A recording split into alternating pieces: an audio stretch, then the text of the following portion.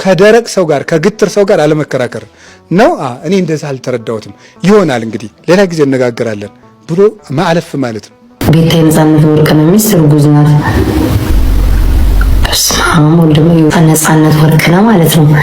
በጣም ወደው ነው በጣም ወደው አርቲስት ነውና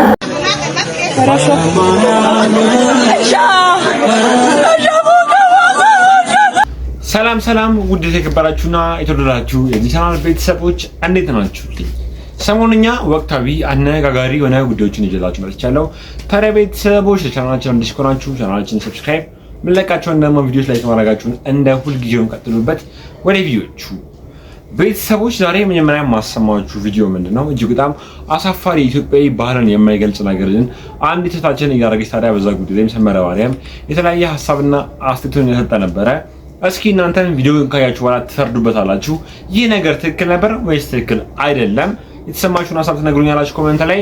ወደ ቪዲዮቹ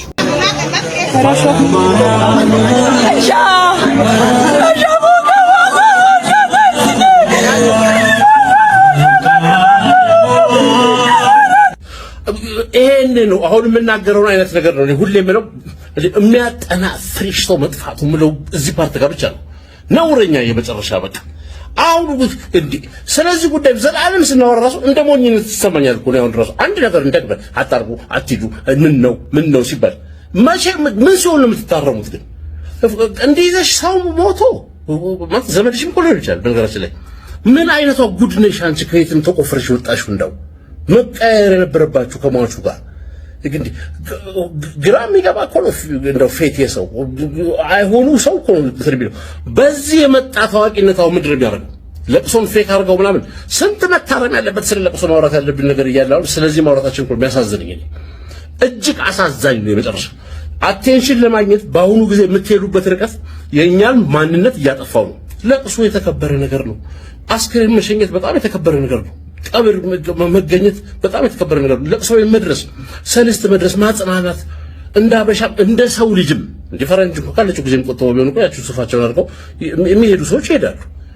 ተደውሎም ቃል ትህትና አለው እንደ ኦሮፍስ የሆነ ቫልዩ አለው። ነገራችን ላይ የሆነ ቫልዩ አለው ብቻ ሳይሆን በሰው ልጆች ህይወት ሳይክል ውስጥ በጣም ወሳኝ ነገር ነው። ለሰው መድረስን የምታሳይበት ነው። እንደ አንቺ አይነቷ ከንቱ የመጨረሻ ከንቱ ውርጋጥ ደግሞ ሰው ሞቶ አንቺ ቪዲዮ እንትን ያሽ ተቀርጫለሽ። ዋዳዛ ሜኪ ምንድን ነው የሚያደርግሽ? አንቺ ነው ምን ማለት ከሰው ያነሰ ቫልዩ ያለው ነገር የለም። እሺ አንቺን አይተው ሌሎች ሰዎች ደግሞ እንደዛ ነገር እንዲጀምሩ ነው። ይሄ ማነሳሻ መሆኑ ቅስቀሳ መሆኑ ነው።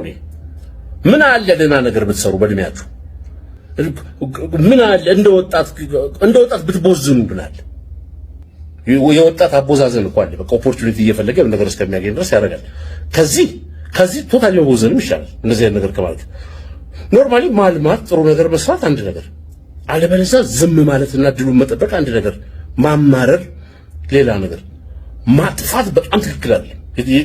የተገነባ ነገር ይሄ ማህበረሰብ ቫልዩ ባህል እንደ ማንነት ጨዋነት የምንለው ነገር ወይ እንደ ፎቅ ተሰርቶ ስለማይታየው አናናዱ የማይታያችሁ ከስር መዛችሁ ጨረሳችሁት። እኛም ገበታ ከተነሳ በኋላ ድረሰን በጩኸት አለቀን። ስለ ምግባሩ ገበታው እንደው ከተነሳ በኋላ አትድረስ እኮ በጣም መጥፎ እኮ ነው። ምን ትላለች እንደ ቤተሰቦች ሰመረ ባሪያው ብዙ ጊዜ የሚናገራቸው የሚሰጣቸው ሐሳቦች እጅግ በጣም ገንቢና እጅግ በጣም የሚመረጡ ናቸው። ምክንያቱም አስተዋይቷል። ያ ሰው በሐዘን የተጎዳው ሰው እነዚህ ስታደርግ ቢያት ምን አይነት ስሜት እንደሚሰማው እጅግ በጣም አሳፋሪ ድርጊት ነበረች እህታችን ስታደርግ የነበረው። ሰመረ ባሪያውን ሲናገር የነበረው ነገር እጅግ በጣም ደስ የሚል ነገር ነው። እናንተም የተሰማችሁን የግል ሐሳብና አስተያየት ኮሜንት ላይ አስቀምጡት። ወጣ አባታችን አባ ገብረ ኪዳን እጅግ በጣም ጠቃሚ የሆነ ነገሮችን የተናገሩ ነበረ። በቻላችሁት መጠን በክርክር ከሚያምኑ ሰዎች ጋር አትከራከሩ፣ ምክንያቱም ተከራከራችሁ ማሳመን አትችሉም እያሉ አባታዊ ምክራቸውን እያስተማሩ ነበረ። እስኪ የአባ ገብረ ኪዳንን ንግግር ሰምተን እንመለስ። ከደረቅ ሰው ጋር ከግትር ሰው ጋር አለመከራከር ነው። እኔ እንደዛ አልተረዳሁትም። ይሆናል እንግዲህ ሌላ ጊዜ እነጋገራለን ብሎ ማለፍ ማለት ነው። መረዳት አለብህ። ምን ነገር አይገባም እንዴ ማለት የለብንም። ካልገባውስ በግድ ነው እንዴ? ስለዚህ ሰው ልቡን አጨልሞ ከመጣ በቃ አይቀበልም። ካልተቀበለ ተው ዝም ማን እና ክርክር የአይምሮ ያለው ሰው ብሏል ሰሎሞን፣ ከክርክር ይርቃል። ለሰው ክብሩ ከክርክር መራቅ ነው ይላል። ለሰው ክብሩ ከክርክር መራቅ ነው። መከራከር ነው አይደለም ነው ምን አገባ ዝም ይሆናል እንግዲህ ብሎ ዝም ማለት ነው። ስለዚህ ከዚህ ከቁጣ መራቅ እንደው 10 ጊዜ እንደው እንደ ጤፍ ጠላ ኩፍ ማለት ገለባ መሆን ዝም ማኩረፍ እንደ ሳሙና አኮረፍኩ ይላል ሰውና እንደሱ ያለ ነገር ተገቢ አይደለም ማለት ነው። እንደሰማችሁት እንደተመለከታችሁት ነው። እጅግ በጣም ደስ የሚል ነገር ነበር አባቶች ሲናገሩ የነበሩት። እግዚአብሔር እድሜና ጤና ጨምሮ ይስጥልን፣ ያገልግሎት ዘመናቸውን ይባርክልን። እኛም እሳቸው የሚያስተምሩ መድረኮች ላይ ቆመን ተቀምጠን የእሳቸውን ትምህርት ለመስማት ያብቃን። ወደ ኔክስት ቤተሰቦች በቀጣይ ደግሞ ማሰማችሁ መረጃ ምንድነው? እጅግ በጣም አስገራሚ የሆነ መረጃ እየወጣ ይገኛል። ግን ብዙ ሰዎችን ምንም አያስገርምም እያሉ ነበረ። ምክንያቱም አቤል ሙሉጌታ ከዚህ በኋላ መዝሙር ነው እንጂ የሚዘምረው ዘፈን መስፈን አቁሟል እየተባለ ነበር። ታዲያ ይህ የራሱ አመለካከት ነው። ምንም አያስገርምም፣ አያስደንቅም፣ መብቱ ነው። እጅግ በጣም ብዙ ሰዎችን ሲያስቆጣ የነበረው ንግግሩ ግን ምንድነው? ያ የዘፈን ህይወት የጨለማ ህይወት ነው እያሉ ነበረ። ለበዘመናት ህይወቱን ሲያስተዳድርበት የነበረው ስራው እንዲሁም ደግሞ የስራ ባልደረቦቹ ኢትዮጵያ ውስጥ ደግሞ አንጋፋና ታዋቂ የሆኑ በዚህ ስራ የሚተዳደሩ ሰዎች አሉና የእነሱን ክብር እንደመንካት ነው። ይህ የጨለማ ህይወት ማለት አልነበረበትም ብዬ አስባለሁ እኔ በግሌ። እናንተም የተሰማችሁን ሀሳብ ኮሜንት ላይ ታስቀምጡልኛላችሁ። እስኪ መረጃውን ሰምተን እንመለስ። ድምፃዊ አቤል ሙሉጌታ ሙዚቃ ላይ ወረደበት አይገልጸውም፣ ወረደበት። ድምፃዊው ሙዚቃ ካሁን በኋላ አቁሜያለሁ ብሏል። በዘፋኝነቱ ህይወት ላይ ግን ከባድ የሆነ ትችት ሰንዝሯል። መረጃውን በአጭሩ አቀርብላችኋለሁ። ድምፃዊ አቤል ሙሉጌታ ከዓለማዊ የሙዚቃ ማለትም የዘፈን ዓለም ሙሉ በሙሉ መውጣቱንና ወደ ክርስትና እምነቱ ወይም ወንጌል መመለሱን በይፋ አስታውቀዋል።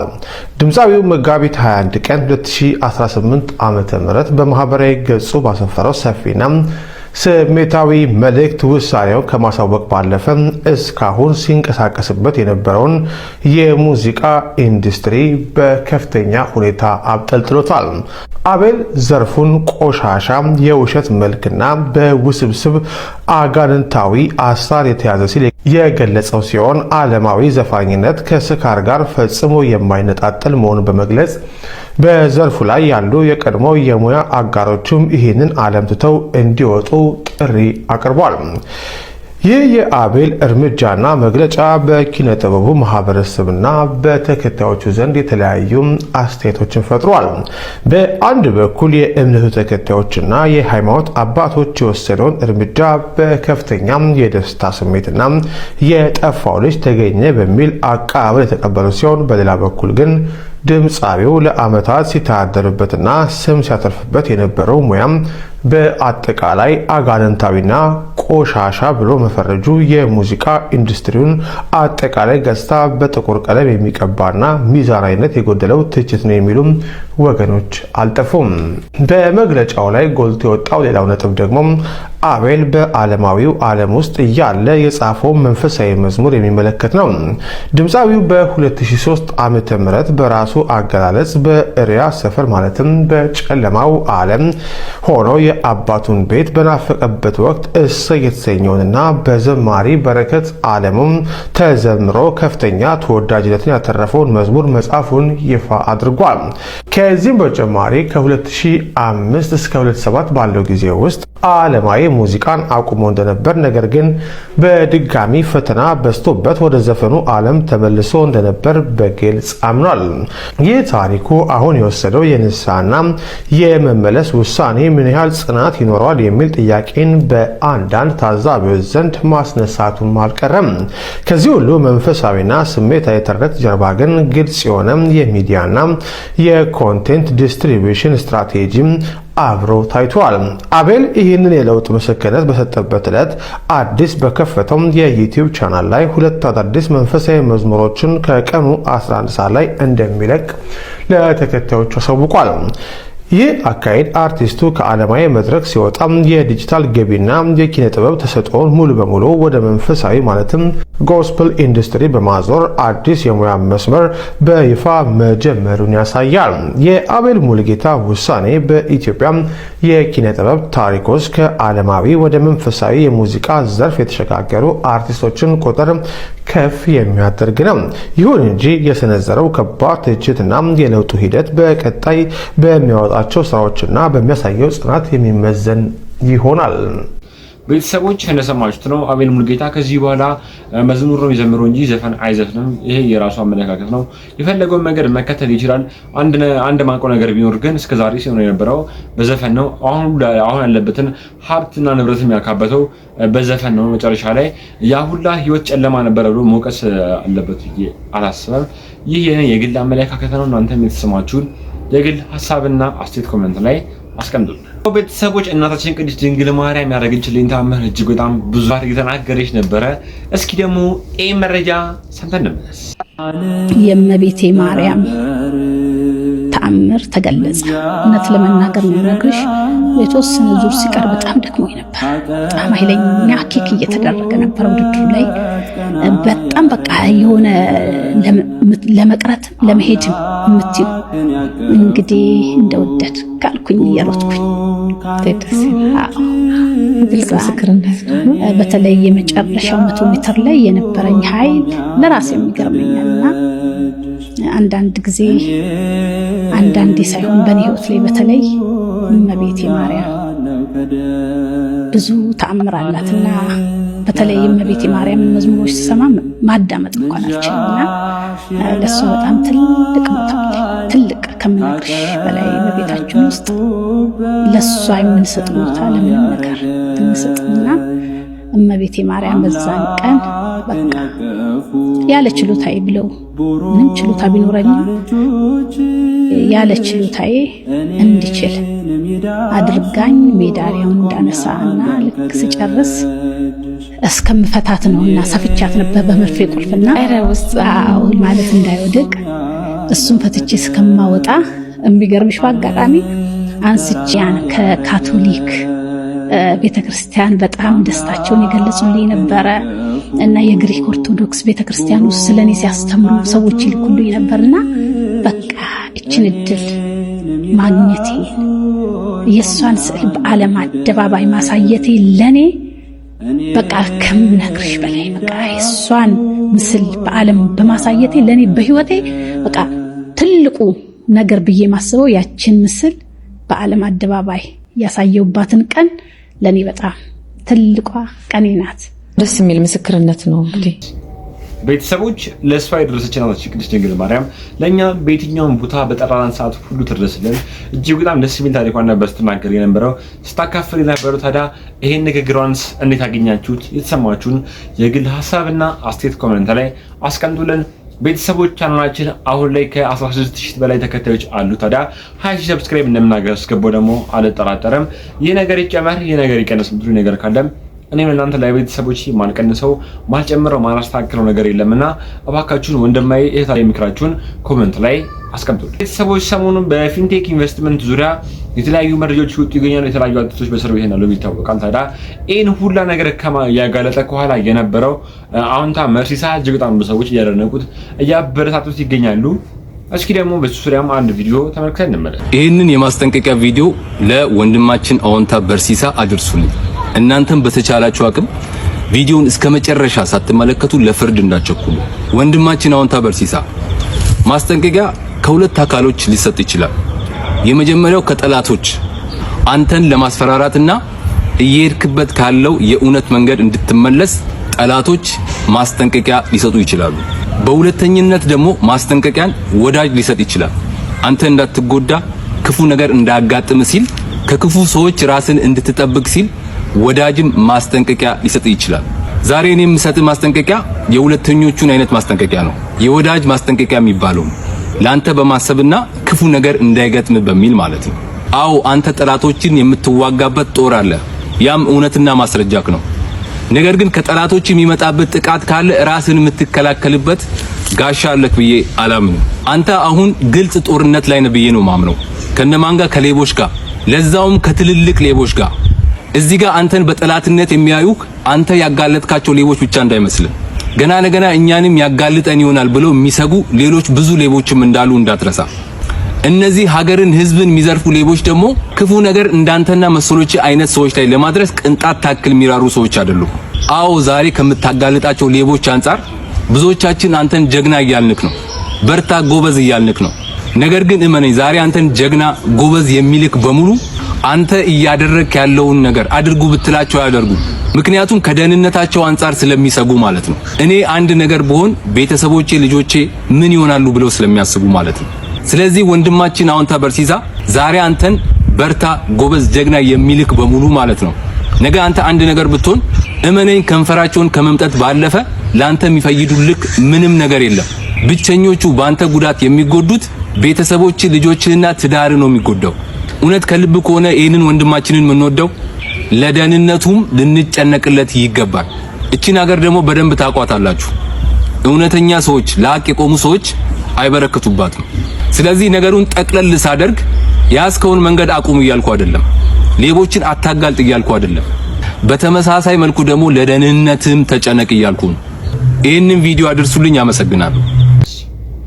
ቤተሰቦች እንደተመለከታችሁት እንደሰማችሁት ነው አዎንታ በርሲሳ ምን ያክሎቻችሁ ናችሁ የምታደንቁት? ምን ያክሎቻችሁ ነው የሚሰራው ስራ የሚያስገርማችሁ? እስኪ የተሰማችሁ እናንተም የሐሳብና አስተያየት ኮሜንት ላይ አስቀምጡልን። እጅግ በጣም ሊበረታታና ሊታገዝ የሚገባ ግለሰብ ነው ብዬ አስባለሁኝ።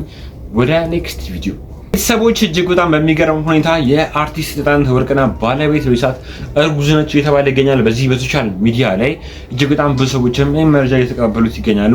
አስገራሚ የሆነ መረጃዎች ሊወጡ ይገኛሉ። ምክንያቱም እነዚህ ሁሉ መረጃዎች ሊወጡ የሚገኙት ያኔ የነፃነት ወርቅነህ ቤተሰቦች በሚዲያ ላይ የቀረቡ የተለያየ ነገሮች ከተናገሩ በኋላ እጅግ በጣም ብዙ ሰዎች የተለያየ ሀሳብና አስተያየታቸውን መስጠት እንደጀመሩ ታውቃላችሁ። ሰማንያው ካለፈ በኋላ እጅግ በጣም ብዙ ማስረጃዎችን አጋለጣለሁ ሲል ነበረ የቅርብ ጓደኛው አስናቀ። እጅግ በጣም ሰዎችም ምን ሊናገር ይሆን ብለው የጠበቁት ይገኛሉ። ታዲያ እናንተስ ይሄን መረጃ እንዴት አገኛችሁት? መረጃው ትክክል ነው አላስብም። ምክንያቱም የአርቲስት ነፃነት ወርቅነህ ባለቤት በሰዓት ላይ የተለያዩ ነገሮችን እየተባለች ትገኛለች። ቢያንስ እንኳን እንደዚህ ነገር እንኳን ባትባል ጥሩ ነው ብዬ አስባለሁ። እናንተስ በዚህ ጉዳይ ምን ታስባና ምን አይነት ሐሳብና አስተያየት አላችሁ? የተሰማችሁ ነገር ሐሳብና አስተያየት ኮሜንት ላይ አስቀምጡልኝ ቤተሰቦች።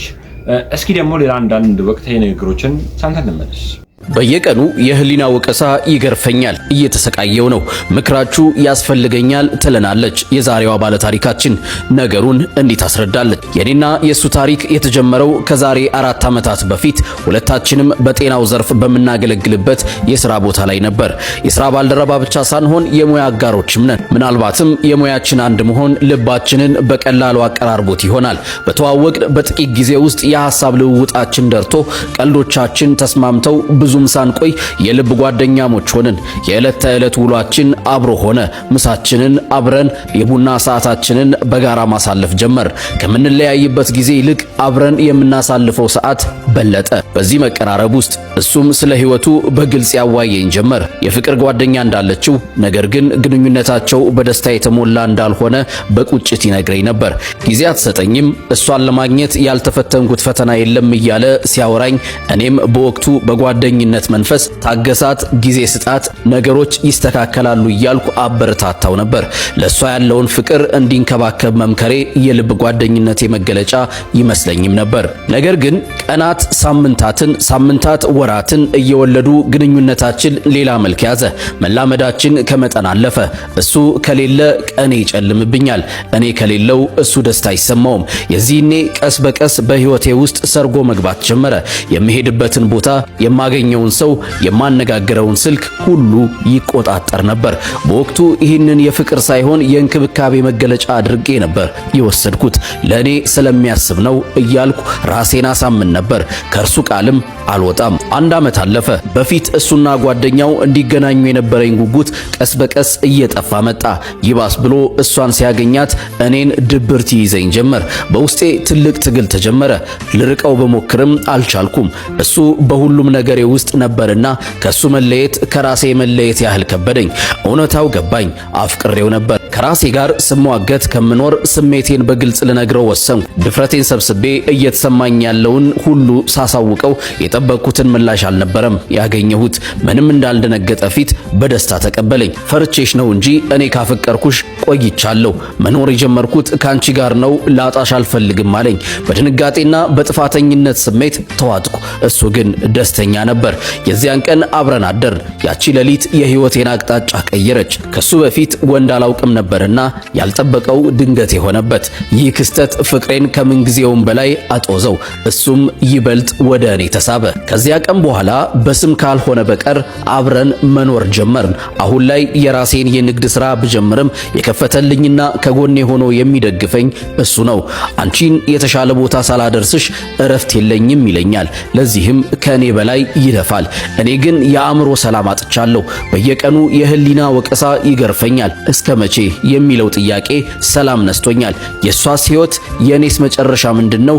የሱ መልካምነትና ድጋፍ በበዛ ቁጥር የጥፋተኝነት ስሜቴ እየከበደኝ መጥቷል እና አሁን በዚህ የሶስት ሰው ታሪክ ውስጥ የራሴን መንገድ አጥቼ ግራ ገብቶኝ ቆሜያለሁ። ምን ላድርግ? የተለመደውን ኃላፊነት ያለውን ምክራችሁን እሻለሁ ትለናለች። ዛሬን ለነገ እንኑር። መልካም ጊዜ። አስተላልፍ ያውቃሉ። አንድ እውር አህያ ልጅ ሆነ ገለን ነበርኛ በልጅነት ማለት ነው። እነዚህ ጓደኛሞች ተቀምጠን እየተጫወትን እንዳለ አህያው ይመጣና የሆነ አጥር አለ፣ ሳር ሊበላ ይሞክራል። እኛ እዚህ ነው የምናወራው፣ መንገድ ዳር መውጫው ጋር ፈረንሳይ የ13 ዓመት የ14 ዓመት ልጅ ነው፣ ፕሮባብሊ 15 እንደዚህ እያወራ አህያው ሳር ሊገጥ ሲል ይጋጫል እና አንዱ ከመካከላችን እውር አህያ ብሎ ሲላየ ነው። እንግዲህ ያኔ እኛ ልጆች ነን። አህያ እዚህ ጋር ከቆመ ወይ እህል አውርዶ ነው ወይም ደግሞ ማገዶ ከላይ ከንጦጦ አምጥቶ ነው ቶሎ ያንን እንወስድና እንጋልባለን ማለት ነው። አንዳንድ ስንቶቻችን እንወጣለን፣ ይረግጠናል። ስናደርግ ያለችን ጊዜ 15 ደቂቃ ነች ማክሲመም። ለምን ይመጣል ዱላውን ይዞ ሰውየው ባለቤቱ እና ምን ጋለቡን እንጋለብና ልክ ሰውየው ከዛ ሲመጣ የት ገደል ውስጥ እንደምንገባ አላውቅም። ያዝናናናል በጣም እና አህያ የማግኘት እድል ከባድ ነው። እኛ ጨዋታ ነው። ይሄኛው ግን እውር አህያ ሲል አሁን ይሄን የምናገረው በፕሮግራም በምን ያስተላልፍኩት ነውና እስካሁን ነው የማፍረው። በዚህ በጣም ነው የተደሰትኩት። እውር አህያ ሲል ባለቤቱ የማይመጣብን ማይፈልግ እንደ ልባችሁ ትዝናናለህ። እንደፈለግን እናደርገው የምንችል እንደፈለግን ስልሽ የምንጋልበው እንዳይመስልሽ፣ የምንጋልበውማ ያኛው አለ በነፍሱ መጫወት የምንችለው ነገር ነው። እንግዲህ ስናድግ ማለት ነው ካልተቀረጽን፣ የማህበረሰቡ ጣልቃ ገብነት ከሌለ፣ መንገድ መሪዎች ከሌሉ አውሬዎች ነን። ይሄን ለማሳየት ይችላል። ዜኔን አህያ አበድኩ። እኔ መሪው ነበርኩ። አየነው ስናየው እውነትም እውር ነው። ሰው ወዲያውን የቡድኑ መሪ እኔ ነበርኩ። ጎበዝ እንትን ላይ እንውሰደው ካባ የሚባል 60-70 ሜትር እንትን ያለው ነው እና ሁሌ ማዶ ሜዳ የሚባል ቦታ አለ፣ ወንዝ አለ። ይሄ ጨፌ ነው፣ በጣም ደስ የሚል ሜዳ ነው። እዚህ ካባ ድንጋይ የሚፈጭበት ላይ ሁሌ እዛ በደረታችን ተኝተን ስናይ አቤት ከዛ ላይ አንድ ሰው ቢወርቅ አጥንቱም አይተርፍ እያልን የምንመሰጥበት ነው። ስለዚህ ይሄን ለማየት ፈልገን ማለት ነው እዛ ወስዳችሁ አህያውን ወስደን ከዛ ላይ ስንጥለው የሚመጣውን ነገር ማለት ነው። ከዛ ተነስተን ይዘን ሄደን 6 ነን። እውር አህያ ብሎ ያለው ልጅ እኔና አንድ ጓደኛችን ሶስታችን መሪዎች ነን። ሌሎቹ ልዝብ ናቸውና እኛ ባልን የሚደነቁ እኛ ባልን የሚስቁ ምንም ኮሜንት የማይሰጡ ናቸው። በእድሜ አንድ ዓመት 2 ዓመት ይበልጡናል። ተነስተን አህያውን ይዘን መሄድ ጀመርን ወደ ካባ። ለምን ምንድነው አንድ ባለቤት የለውም እውር አህያን ማን ይፈልገዋል? አም ሹር ሰውየው ጥሎታል፣ ማታጅ ይበለዋል ብሎ ነው። ስለዚህ ከፊት እንጎትተዋለን፣ ኋላ እንገፋዋለን ማለት ነው። በዚህ ሁኔታ ስንሄድ ሰው መንገድ ላይ ምን እያደረጋችሁት ነው እንስሳን ስንል ስጋት የለም እውር ነው ስንላቸው አይ ፈርዶበት ይሉና ይሄዳሉ። ወስደን ወንዙን ተሻገር ሶስታችን፣ እነዛ ሶስቱ ወደ ካባው ገቡ ማለት ነው። ለምን አሁን ከዛ ሆኖ ሊያዩ ማለት ነው። ከዛ ስንወረወረው እንደዚህ መጥቶ ሲፈነዳ ወጣን። ልክ አፋፉ ላይ ስንደርስ እኔ ነኝ ዋናውን እና እነሱ እንዲህ ብለው ገደሉን እንዲህ ነው የሚያዩት። እኔን አህያውን እንደዚህ አድርሼው 1 እርምጃ ተኩል ይቀረዋል ወደ ገደሉ ለመግባት ማለት ነው። እኔ እዚህ ጋር አለሁ። አሁን ትፈራለህ፣ ቦታው ጸጥ ይላል። ተዘጋጅቻለሁ። እስካሁን ድረስ የመጣው በሰላም ነው። ውሽ ስለው ሄዳል። ውሽ አልኩት እንዳመጣሁት ማለት ነው። ዝም አለ። ጀስት 1 እርምጃ እንደዚህ ተራምዶ ሁለተኛውን ሲደግም መሬት ስለሚስት ከዘቃሪው የመሬት ስበት ነው የሚጨርሰው። እዚያ ያሉት ሶስቱ ጓጉት ይጠብቃሉ። እዚህ ጋር አሉ። ውሽ ብለው አልሄድም ማለት ታውቆ አይኖ ውር ነው ልቡ ነገር ከዛ ስንጎት ስለመጣ ነው። ስንቶ ይጋጫል። አሁንም ኦሽ ብላ አይደለም ብቻዬን ነኝ፣ አፋፍ ላይ ነኝ እንትን ላይ። ስለዚህ ይሄ አህያ ገደል መሆኑን አወቀ እንዴ ሊሆን ይችላል ብዬ አንድ ፍርሃትም እንዴ ውር አይደለም ያመጣ ነው ብዬ ተንደርድሬ አንድ ሁለት ሶስት ብዬ ለመግፋት ማለት ነው። አሁን ዲስ ገፋ ደርደር ብሎ ሄዳል አይደል? ያው ይገባል ብዬ ተንደርድሬ ማለት ነው። እነዚህ ወደ ቂጡ አካባቢ ቪዲዮቹ እንደሰማችሁ ናቸው። እናንተም የተሰማችሁን ሀሳብ ኮሜንት ላይ ታስቀምጡልኛላችሁ። ለዛሬ ይዤላችሁ የወጣው ቪዲዮ እኚህን ይመስላሉ። በቀጣይ እናንተን ቁም ነገር ያስጨብጣሉ፣ ሀሳብና አስተያየትን ያላውጣሉ ብዬ ማስባቸው ቪዲዮችን ይዤላችሁ እመጣለሁ። ስላዳመጣችሁኝ አመሰግናለሁ። ቻናላችን አዲስ ከነበራችሁ እንደ ሁልጊዜው ያደርጋችሁ መቀላቀላችሁን ቀጥሉበት። ቪዲዮቻችንን ከተመቻችሁ ላይክ ማድረጋችሁንም ቀጥሉበት። ስላዳመጣችሁኝ አመሰግናለሁ። ቴንክ ዩ